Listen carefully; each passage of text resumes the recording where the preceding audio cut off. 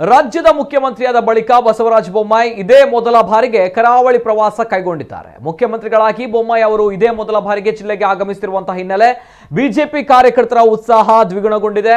ಮಂಗಳೂರು ನಗರ ಸೇರಿದಂತೆ ಜಿಲ್ಲೆಯಾದ್ಯಂತ ಮುಖ್ಯಮಂತ್ರಿಗಳನ್ನ ಸ್ವಾಗತಿಸುವ ಬ್ಯಾನರ್ ಬಂಟಿಂಗ್ಸ್ಗಳು ರಾರಾಜಿಸ್ತಾ ಇವೆ. ನಾಳೆ ಬೆಳಿಗ್ಗೆ ಮಂಗಳೂರಿಗೆ ಆಗಮಿಸಲಿರುವ ಅವರು ಅವಿಭಾಜ್ಯ ದಕ್ಷಿಣ ಕನ್ನಡ ಜಿಲ್ಲೆಯನ್ನ ಸಂದರ್ಶಿಸಲಿದ್ದಾರೆ.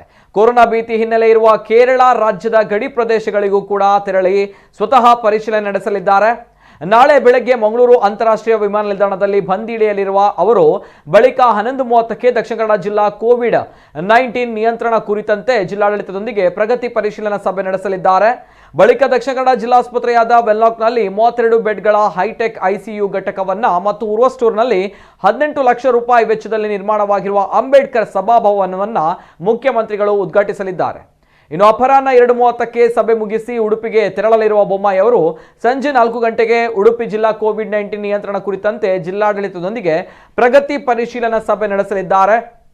ಸಂಜೆ 7ಕ್ಕೆ ಅಲ್ಲಿಂದ ಹೊರಟು ರಾತ್ರಿ 8ಕ್ಕೆ ಮಂಗಳೂರು ತಲುಪಲಿದ್ದಾರೆ. ರಾತ್ರಿ ಮಂಗಳೂರಿನಲ್ಲಿಯೇ ವಾಸ್ತವ್ಯವಿರಲಿದ್ದಾರೆ.